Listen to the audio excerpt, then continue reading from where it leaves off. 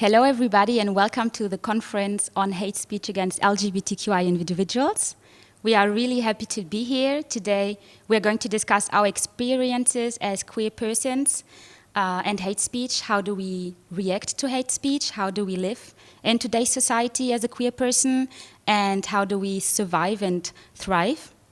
And the goal of today's conference is to break the silence and to raise awareness on hate speech against queer individuals, because it is a subject that is still very much needed to be discussed, because hate speech and violent acts are still something that structures our reality and our lives. So this is today's goal. And this conference is part of the Pride Festival. The Pride Festival is a festival organized by the Rainbow House, Brussels, and we are really happy to be part of this festival.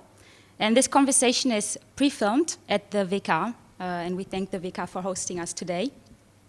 And it will be screened during the Pride Festival, but we will also publish this conference on social media, on Facebook and on Instagram, so you can all watch it and hopefully enjoy it. And who are we? We are a group of young queer people. We are part of a European project called Brave New You, which is organized in several countries, but you will learn more about it later. And now what is going to happen is that Ismail from the organization Youth for Exchange and Understanding will present to you the Brave New You project globally. And then you will get to know our amazing panelists, and then we will start our conversation.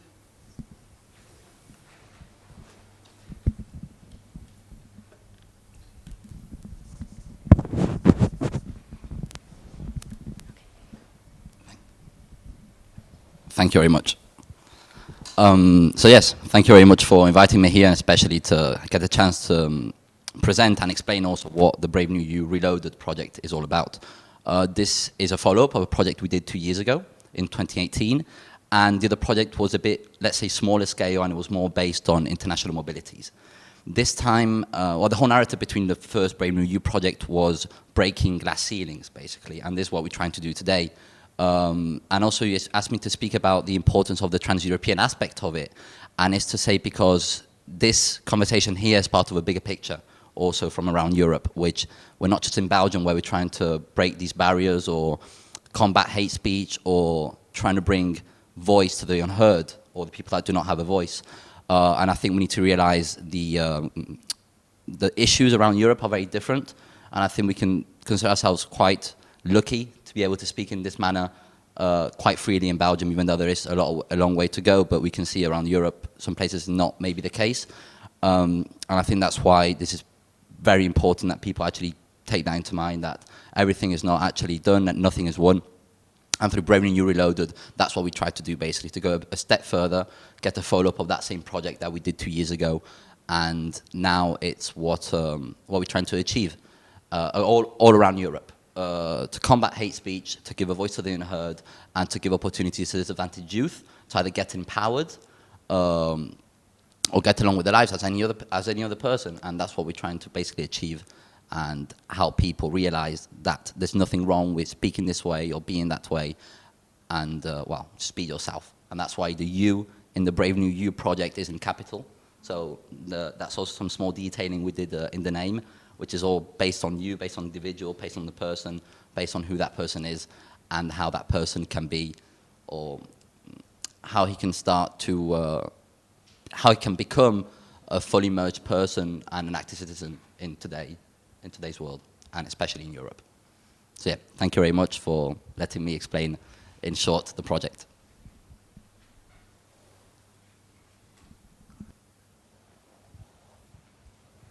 Thank you, Ismail, for presenting the Brave New You project. And yeah, we are really happy to be part of it. And also what Ismail is saying, the aspect, the U of youth is really important, because this project is not about a group of people giving orders or trying to assert the needs, but it's really the young people who take the commands, who decide on their needs and what they want to do, what they want to create, how they want to combat hate speech, and that's the format we choose today, this conference, and we hope that you will like it. So before we start with the discussion, Dear panelists, would you like to present yourselves in a few words? Yes, so my name is Jewel. I also go by Juju, for those who can't pronounce my name. I'm a biomed student in my second year, and I love photography, so that's something that's a passion of mine as well.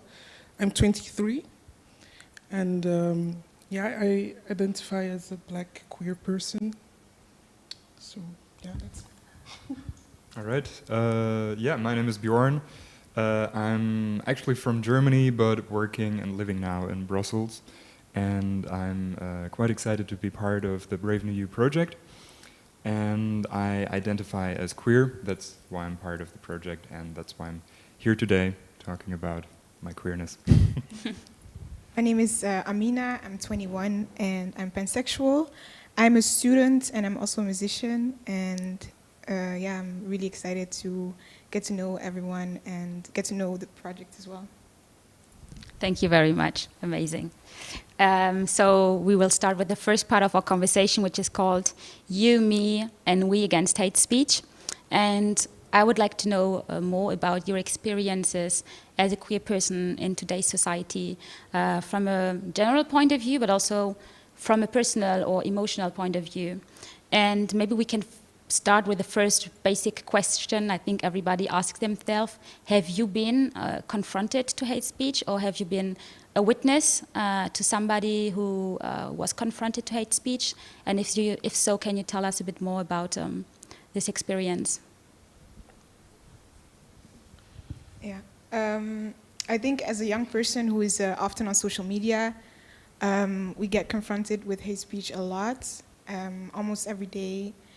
And it's quite exhausting. But I think the most recent experience that I've had with hate speech was, direct experience was when I was with some acquaintances at my place, and we were just talking, and my sexuality came up as a topic, and they were really, it was very new for them, the term pansexual, and I had to explain.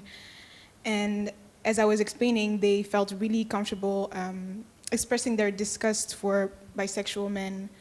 And one of them also was openly explaining how her family was actually doing hate crime against family members of hers who are queer.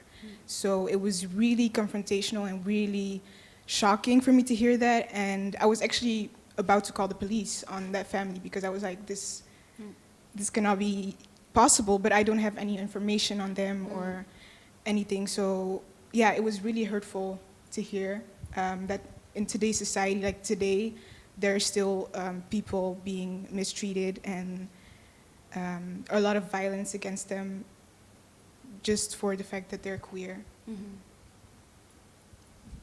Thank you, Amina. And you, Joel?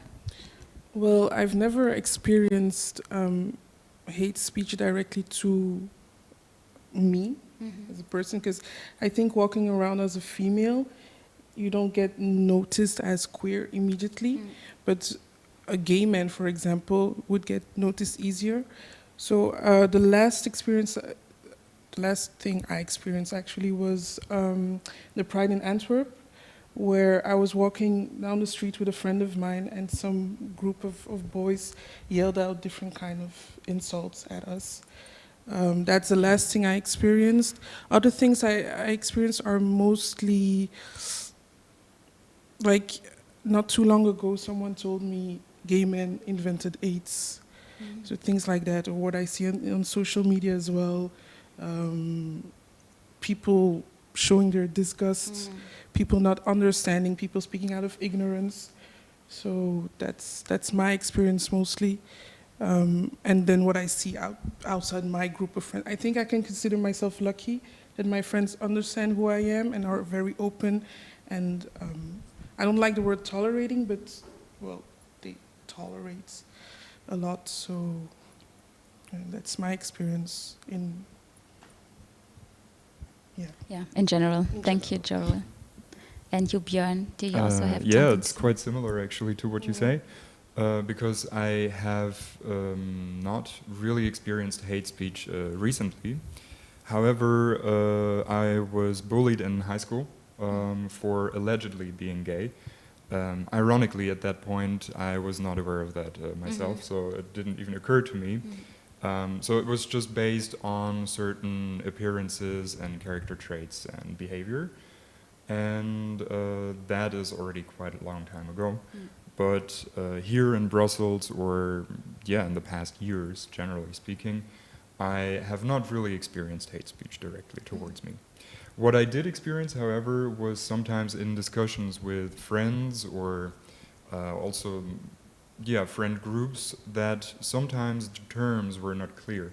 So it's a lot of, I don't want to say ignorance, but it's a lack of knowledge and a lack of awareness when it comes to topics of sexuality or gender. And there I just tried to explain things and put things into perspective, but it wasn't really hate speech, it was just a lack of awareness.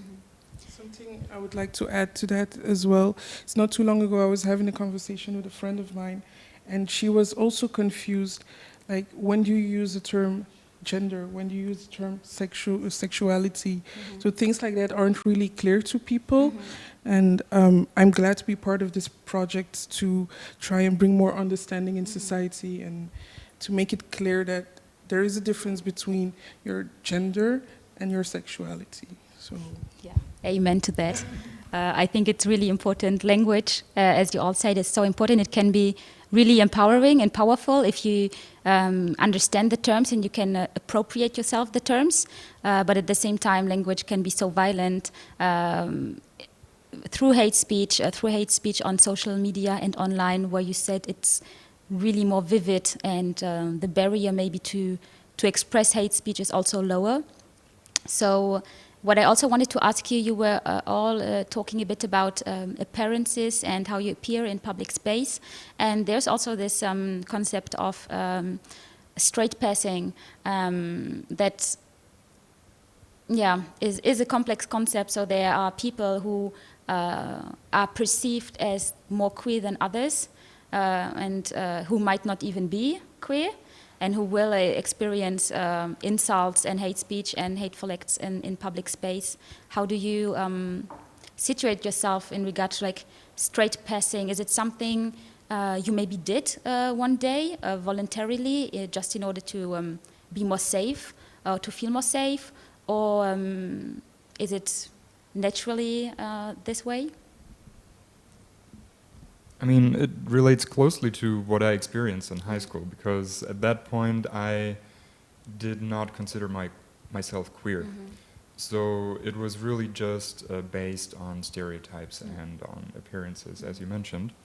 But now, in recent times, I do not really... I try not to comply with certain expectations, right? So I try not to comply with that. I kind of have trouble with the term straight passing, because I feel like it's also a manifestation of heteronormativity, because what is straight passing? And at the same time also, I think in some spaces it's none of other people's business what my sexuality is. So yeah, I'm very confused with that term. yeah, also close to your situation in high school, people look at me and say, oh, you're queer just because I have short hair or I wear pants all the time. So I do have an issue with the stereotypes. I'm not going to lie, I've done it myself. I have come across people on the street and think, well, that person must be queer. But there is a difference between, I believe there is a difference between a queer person thinking someone else is queer than a straight person thinking someone else is queer. So that's where I see that's where the difference is. Sometimes it could also come from a place of hate, let's say, or disgust. So I also have an issue with that thing and all the stereotypes, etc. So Yeah, I think that what you are saying both is really interesting with the term, and that it's a term that emerges out of heteronormativity. So why should we use it? Why should we employ it? So thank you. I have a next question. Why did you accept to speak here today? It's a touchy subject because we are all queer. Is it something that scared you? Is it something that makes you maybe not so comfortable? And if so, why did you still choose to talk about this subject today? I feel like there's still too much hate speech going on for us to not talk about it. And even though it's always a little scary to put yourself out there like that, knowing how many extremely homophobic people are out there, but at the same time, it doesn't scare me enough to shut up about it, because I feel like we should claim that respect that we deserve by talking about it as much as we can. Yeah, totally agree. I think this is still a topic that needs to be talked about. And I considered, or at least it crossed my mind, what you asked, why I agreed to talk here and be public about it. But then I thought to myself, why not? You know, I do feel comfortable with my identity. It's part of my identity, and this is, it's a thing that, in my opinion, should be spoken about more publicly. So I'm glad to be part of this project and to be speaking here about it today. I think it's also important that we educate people. So first of all, I'm someone that's very opinionated, so I like to speak and give my opinion. And then I see around me that there is a lack of education and a lot of ignorance and lack of knowledge as well. So I think this project is important for me, because this way I know I'm educating people as well. So that's why I was also scared to You're not alone. to do this, because part of me is like, no, it's very public, and my family doesn't know who I am. But at the other hand, I'm like, I don't care. So it's more important that we educate other people, and mostly the youth, because it starts with them. So that's why I chose to talk. Thank you. That really warms my heart, guys. And so this is one way, education, information, starting by simply explaining language, vocabulary, terms, phrases. And what are other ways to react to hate speech, be it hate speech in the public space, when you take public transport and you see a queer person getting insulted or even getting aggressed, or be it in your private circle, because hate speech is also vivid amongst our friends, amongst our family. How do you react? How can you react? Should you react? Especially if you're a queer person and, for example, it can put you in a dangerous situation. What is your opinion on this?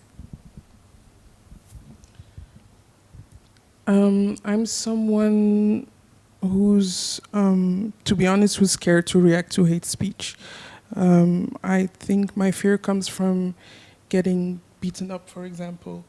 If someone yells at you on the streets and you yell back, there is a chance you might get attacked. So do I really react to hate speech? Not all the time. But what I do react to is people saying things like what I said before, that someone told me AIDS was invented by gay men. Then I have this thing that I have to speak, but then I'm not really attacking what you said, but I'm mostly trying to educate and explain from where it comes. So I'm mostly someone who chooses to educate someone than really react to hate speech. I think it really depends on the context, because what you mentioned might be hate speech in the public sphere, and there I totally agree with you. It's very hard to speak up and say, okay, hey, like this is not okay, with the risk of actually a physical confrontation, right? And in these cases, I don't think it makes sense to argue a lot and be like, listen, look at these aspects, because the person committing hate speech in that moment won't be open for a discussion, right? So there, I think the only options that I see is either to help the person that got attacked and support them in the sense that you can say, yeah, I'm sorry for what happened, but you know that, I don't know, I can support you or something. Whereas in the private sphere, I'm also agreeing very much with what you say, that when you hear certain statements, I think it's good to speak up and to say, well, to educate. Anyway. I had one example where a friend of mine was organizing like a girls' evening and framing it in a very, in a way where I just couldn't be quiet. And I was like, yeah, but why is it like that? And then we had a discussion about it. And I think that was more fruitful than a confrontation in public would be. You know? Yeah, I think if I see someone else in public being attacked or something, my immediate reaction would be very emotional and very, I want to protect that person, because it's right what you guys say about risking getting attacked yourself. But I feel like if I don't get attacked for being queer, I'll get attacked for being a woman, or get attacked for being black. So I really don't have much to lose. And I think if I don't do anything, then I'll regret it for the rest of my life, maybe. So I'm very hard on that. Like, I don't tolerate anything, especially on the internet. I will cuss you out. I don't care. Like, I will humiliate you, and yeah, I will end it. Yeah, it doesn't fly with me. I think it's also like maybe a practice, practicing calling out people in situations. I think the first times it's not easy, especially if it's people who are close to you, because you seem like the annoying person who always has something to say and always complaining. But then I think you need to get comfortable with yourself and in this so-called role, and it gets easier maybe time after time. And I wanted to talk a bit with you about Belgium and Brussels, all the different cities you live in, Flanders too. How do you experience hate speech? But when we talk about hate speech today, I just want to underline that it is hate speech that allows hateful acts. Without hate speech, hateful acts would be way less lower, because hate speech allows to foster a climate of violence and of hate and of everything is permitted to say, and dehumanizing the group or the person. And so when we talk about hate speech, we also always talk about violence. So what are your experiences here in Belgium, or how would you tell, I don't know, a queer person who maybe wants to live in Belgium about the reality here, also in regard to Belgium's laws and regulations, who are really open and liberal, and when Belgium was one of the first European states to give LGBTQ people a lot of rights, but at the same time there's a certain reality that doesn't follow this legislation. Well, I think first of all, we're quite lucky to be living in, first of all, in a geographical place that is quite liberal, and in a point in time that has seen a lot of progress over the past decades or centuries even. So I acknowledge that, but at the same time I do think there is still way to go. So there is the legal perspective, and you mentioned same-sex marriage and legislation in Belgium, but there is a reality in society that might be different. So the way that people react to queerness, the way that queerness or LGBTI topics are talked about, that is something apart from the legal aspect. So I think there we still have a lot of work to do. And the way I personally experience that is, telling me also that there is still some stuff to do. I totally agree with what you said. I think here in Belgium, people don't speak that often. I think Belgians are more quiet. But what I do experience is a lot of looks. Yes. And you feel those looks. You feel the judgment coming out of people's eyes. If you hold your partner's hands on the street, you feel people looking at you strangely and thinking, this is disgusting. So I think that's the experience I've had. But for the rest, I think, yeah, I do consider myself lucky to be living in Belgium, and to know that even though I'm walking down the street, I wouldn't necessarily get beaten up for being queer. But at the same time, luckily it did not happen to us in this way, but you hear at least every 2 months a story of a couple, of a woman, a queer woman recently who got brutally beaten up after accusing a friend of her in the night. Gay couples who got beaten up, trans women who get aggressed. So, yeah, Amina, you wanted to say something? Oh, no, I'm just agreeing. Yeah, I was following you because I really agree with you guys that we're lucky. But at the same time, it's very on paper. On paper, it's very progressive and very liberal. But the reality is, it's not as convincing for me. Because like you said, we hear plenty of stories. I feel like we hear them too often still. For it to be this progressive of a country, there's still too many hate crimes being committed, I feel like.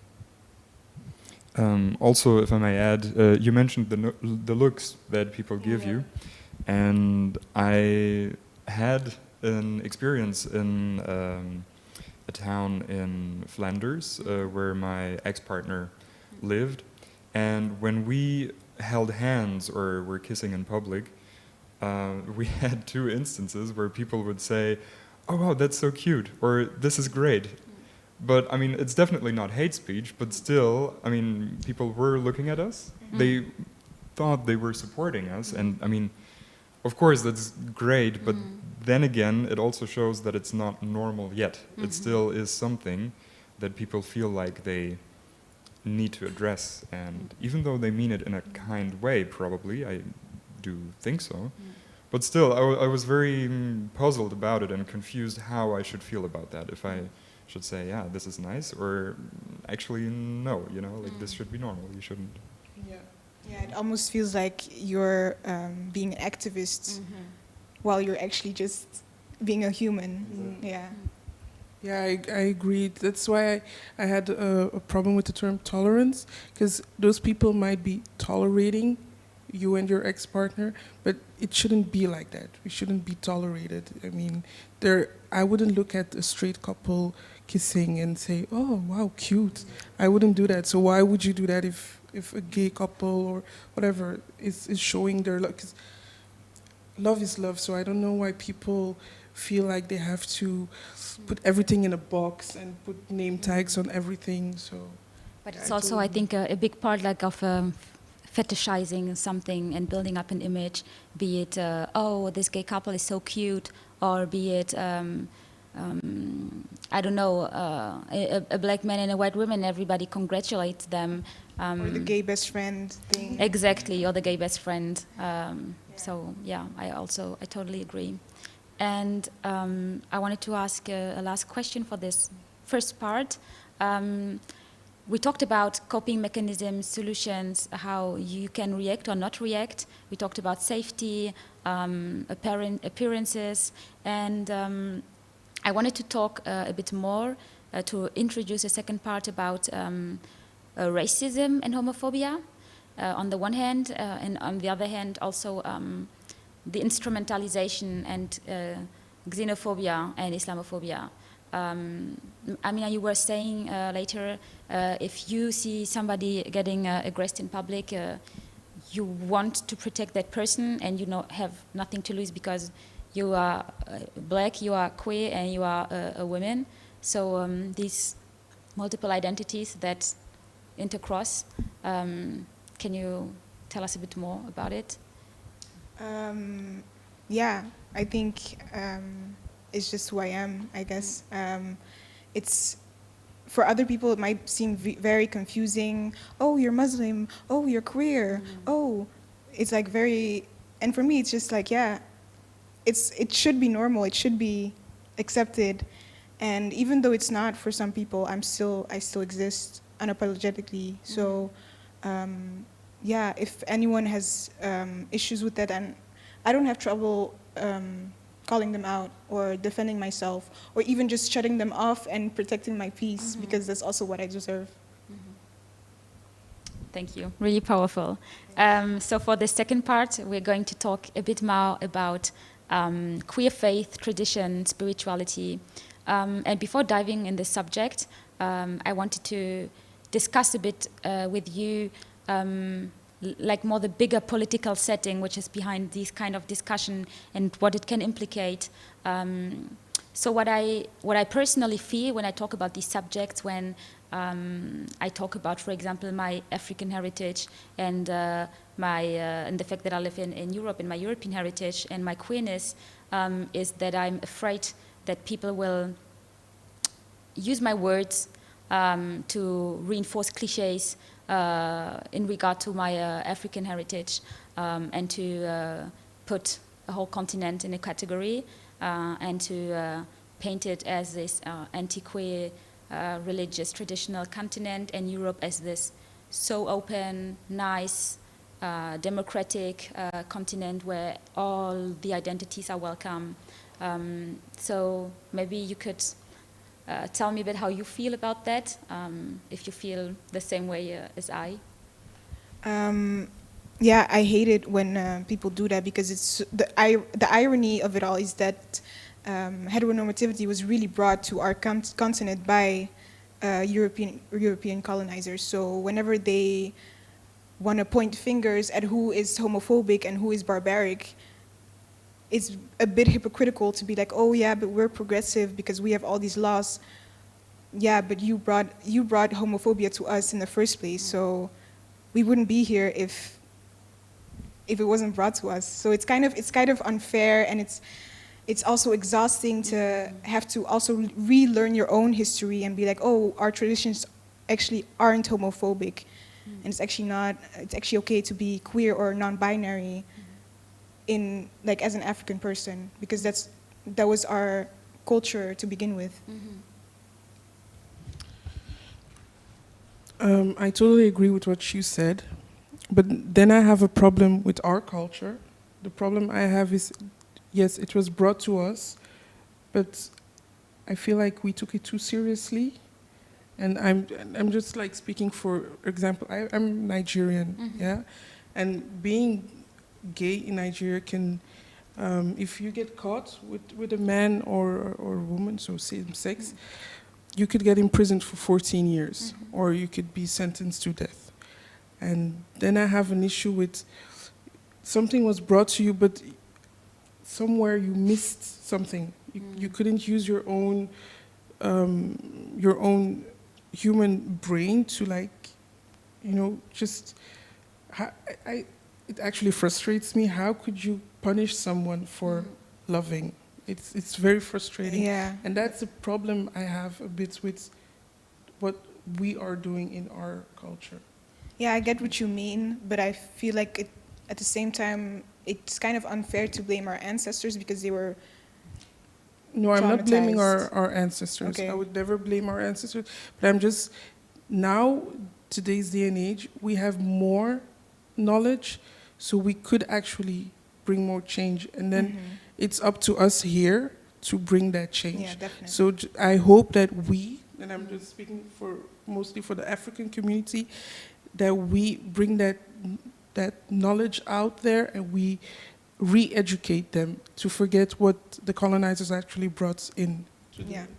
Yeah, I think you are both agreeing on the fact that what finally is tradition and what sometimes can be a hateful tradition isn't this tradition that people might think of. So it's re-questioning this tradition, putting it in a context and trying to wash colonization and slavery of it and see what was before, how was it before, and that's why like history and research and sociological work and scientific work is so important, because we need to relearn our history to reappropriate it for ourselves.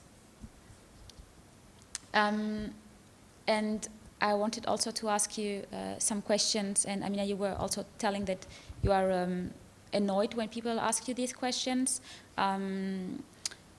but from a point of view of like right-wing parties, conservative parties in xenophobia, instrumentalizing LGBTQI matters in order to be more liberal, to be more open, is a current thing to do by saying, oh, look at these countries, they are so barbaric, we are better here. So I already gave the example. How can we discuss these subjects without fueling right-wing parties and xenophobes and Islamophobic people? It's actually not that hard, because the few right-wing parties who are using that to be xenophobic, for example, NVA, they themselves are homophobic. So if you just have the facts, then you can just point a finger right back at them and be like, what are you talking about? Because you yourself are not accepting of us, so why would you even point fingers, basically? Yeah. And Joel, I have a question for you. You were talking about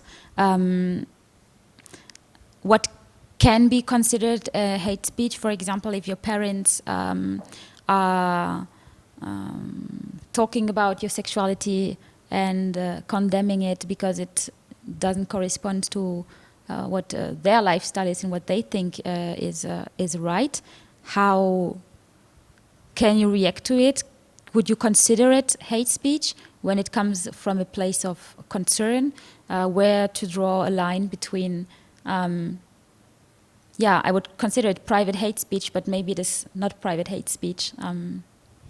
Well, I do not consider, for example, my parents speaking out of concern using biblical terms. I wouldn't really consider it as hate speech. Where do I consider it as hate speech is if you use certain laws from the Bible, for example, to create a reason to sentence someone or to kill someone, then it's hate speech. Or if you twist a certain Bible verse and you make it seem so, you make LGBTQIA plus seem so disgusting, then I do consider it hate speech. But if my parents would be talking to me and would be like, I'd rather you not be bisexual because you might end up in hell, it's just from a place of concern, and it's what they learned when they were growing up. So it's a very thin line between hate speech and concern, but it's, for me, it's important that we see the difference in the two. Yeah, I understand. And how do you manage? How do you live your also multiple identities and your backgrounds and your belongings? If you could give an advice to another young queer person that has a lot of questions and that maybe feels a need to choose between things. We always have like the pressure to choose between something as if everything was opposed to each other, when a lot of things are not. Could you give some tips?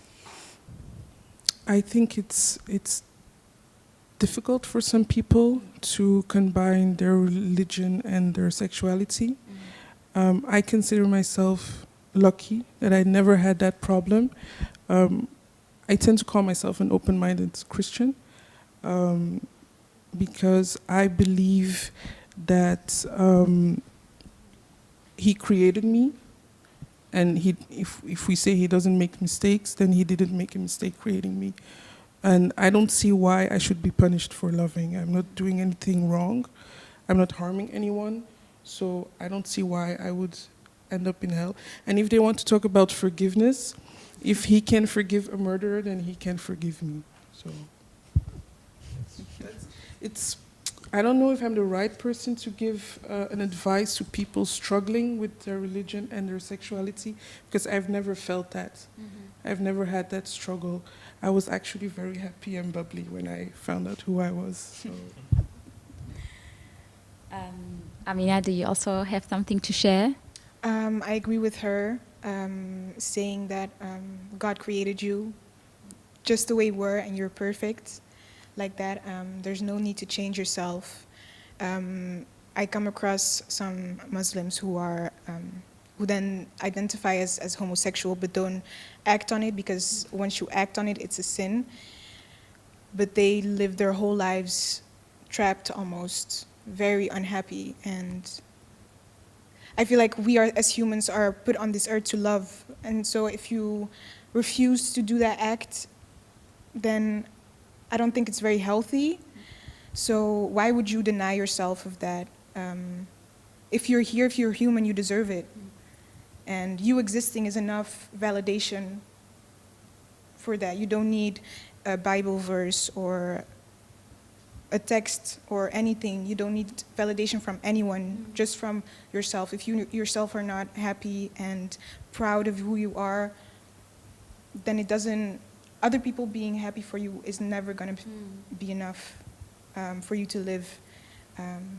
So yeah, you can perfectly be religious and be queer, as long as you stand in it and you're proud. I also have a problem with, and that's more based on Christianity and the Bible, because if you really study the Bible, it's not written the way people like to preach it. It's everyone interprets it in his or her own way. So a certain thing is written, and oh, okay, that's the meaning. Okay, we're gonna say it like that. So I call out to all pastors and preachers to please educate themselves more and read between the lines and not just draw conclusions out of the two words they saw in the Bible. Good advice. And Björn, I wanted to ask you if you also have spirituality or were educated religiously, and how your queerness and this impacted each other, if there was something, or if there is something. Well, so I was raised in a Christian tradition as well, but I would now consider myself agnostic. So it's not a part of my identity, really. So I never experienced this struggle. It's something, when the notion of queerness entered my my thinking or my feeling, I did not have to contrast it with something religious, but it was more something based on societal expectations and society as a whole. And there I have to say I was quite lucky to have a quite supportive friend group who actually supported me from the beginning. And also in my family, they were presented by the result, let's say it like that. So I came out to them at some point and I said, yeah, this is what it is. So, and from that point on, they accepted that and supported me with that as well. Maybe I have several things I want to ask you, but let's start with coming out. This concept that can be really empowering and liberating for a lot of people, and that a lot of people do. How do you feel about it? So you talked about it, Joel, Amina. Is it something you think is necessary? Is it something you wouldn't risk or wouldn't do because of fear of hate speech? Or do you think it's a concept that doesn't apply universally to every queer person? I think the concept of coming out is a bit outdated. Also very like a manifestation of heteronormativity, because you have to come out because people assume you're straight. But what is looking, because you look straight probably, but what is looking straight? Because you're not. So what does that mean? So I would tell anyone who's having a hard time with that topic, you don't owe it to anyone to come out. it's none of people's business unless you want it to be. So, and that can be for your parents, your friends, anyone. Of course, I feel like I would want to have friends around me who don't care, but if you don't feel like coming out to certain people in your life, then you shouldn't, because it's none of their business. If they assume you're straight, then they should resolve those issues on their own. I agree with her. I hated the word of the term coming out. I don't think it's necessary. But at the other hand, I would have to come out to my parents at some point, because they're expecting me to get married to a man. So if they suddenly get to my marriage and they say it's a female, so maybe that's why I would have to come out. But to my friends, for example, I wasn't really a coming out. Same thing with my sisters. I just told them, yeah, I have a partner, and I just said her name, and that was it. But yeah, I don't like that term coming out. I totally agree. I just used the term coming out because it describes this moment when you say it, and basically I just dropped it as well. I was like, yeah, I'm on the way to the seaside with my boyfriend, and that was my coming out basically. So, but still, you're right, because it implies a heteronormativity. So even in hindsight, using the term coming out for this moment was not the revelation of having a partner, but it was the revelation of having a same-sex partner, right? So I agree with you on that. Important manifestations. And I have a last big question for you. You all talked about friends, community, and I wanted to ask you, what role do you think do friends and a chosen family play in living your queer life and in combating hate speech and in surviving in these hateful situations that you encounter online or in the public or in the private?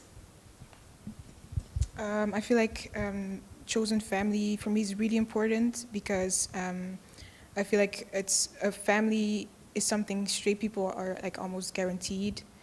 Not necessarily, but they will not lose family members because of their sexuality.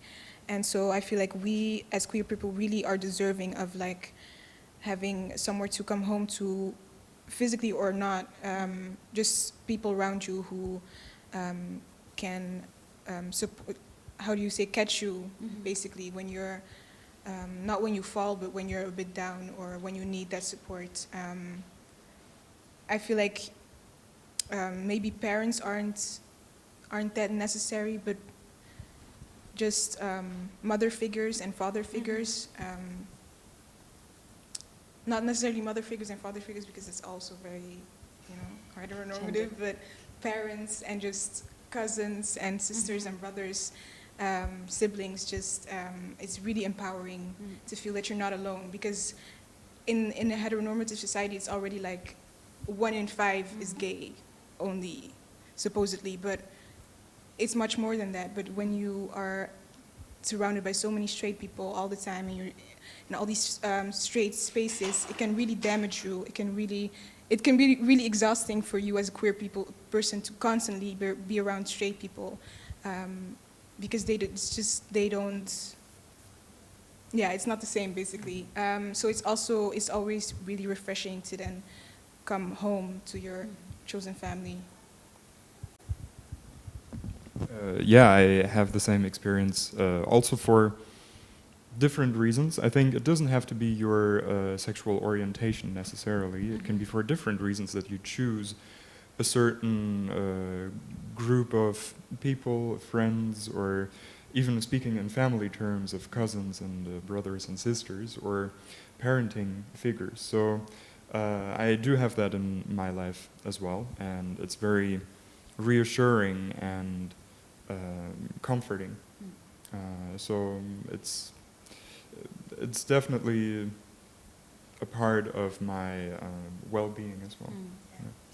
It doesn't protect you in the public space if you get insulted, but this family, this community can help you once it happens to you to rebuild yourself and to regain confidence. And I think that it's why it's so important, because it's not a protection, but it's something we need in order to get better afterwards. And it's something I think a lot of straight people don't realize how important these families and these safe spaces you build with your friends are. But I also think, I mean, it can also be the same for straight people, actually. Because people, regardless of their sexual orientation or identity, they can have different problems and choose a family and a community. And so I think it's actually the same logic applies to everyone. I think it's very important for we humans to find a space where we are understood by other people and not be alone in our struggles. So I think that's what everyone is looking for, a place of comfort, a place where people will listen and be there for you.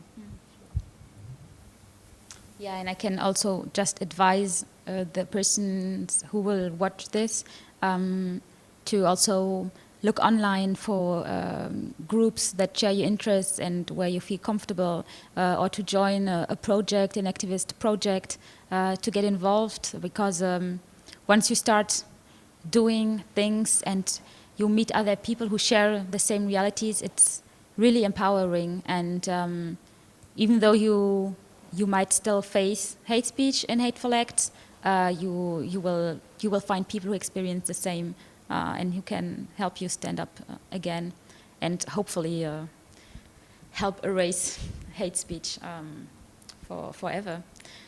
So we are slowly arriving to the end of the discussion. Time flies, and I just wanted to ask you if you wanted to add something, if you want to say something, if you want also to share a project you're working on, a book you want absolutely everyone to read. Yeah. I think a series I just recently finished watching, I actually watched it twice, was Pose, because it educated me a lot, especially for the trans people community and the pains they go through that we actually don't even know a lot about, and what they have to do to survive. So I think if there is something I would recommend for people to watch, would be that series. So yeah, everyone go watch Pose. A general recommendation, in my opinion, and it goes along with my general beliefs, is education. Just educate yourself. If you don't know what we're talking about, then maybe check Google on it. Wikipedia and just Google it and just inform yourself about the basic terms, because then you might understand better. And in our own cause, with our project, we're actually developing a toolkit that includes these basic terms, but also methods on how to tackle hate speech. And yeah, we'll keep you posted on that, and we're very excited about this, so stay informed there. I can't really think of a recommendation of something.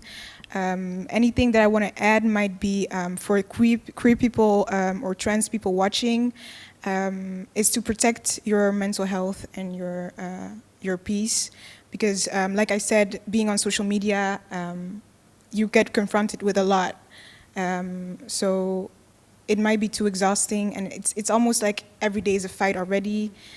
So protect your energy, drink some tea, go lay in the sun, do things you enjoy, because you really need it to reload. Yeah, because it's already exhausting enough to exist. And no one should ever feel guilty for loving. That's very important. Love is love. That's a beautiful, beautiful end. I will start saying thank you to all of you. Thank you, Joel, Björn, and Amina, for making it to this panel, for giving us your time, sharing your expertise, and sharing these personal experiences which make you you. Thank you, Ismail, also for being here, for having presented Brave New You, and of course, Youth for Exchange and Understanding for enabling all of this and creating these opportunities for young people to meet, because we wouldn't have met without this project, and this wouldn't have happened. So thank you. And also thank you to the Pride Festival, of course, for making us part of this amazing 10 days festival, and my colleagues of the Rainbow House for supporting us, for giving me tips, for being there, being present. And of course, thank you also to the amazing film crew and the VK. Thank you very much. It's the first time we do something like this, and you have been really great, so thanks. And yeah, also thank you for the rest of the Brave New You team who will watch this later, or who will be there at the Pride event. Thank you for your help. Thank you for your artwork. Also, we have featured beautiful art in the screening. Charlotte is one of the painters. She's part of the Brave New You group. We also have Annelies, who made a few of these paintings, and we will tag them and their Instagrams and Facebooks, so you can follow them and support them. They are also queer artists. And yeah, I think we have done the tour. I hope you enjoyed this conference. Don't hesitate to follow us on social media, on Facebook and Instagram. We are present, and we post on hate speech, we post on vocabulary, we post series like Pose, we post memes also, so go take a look, and see you soon.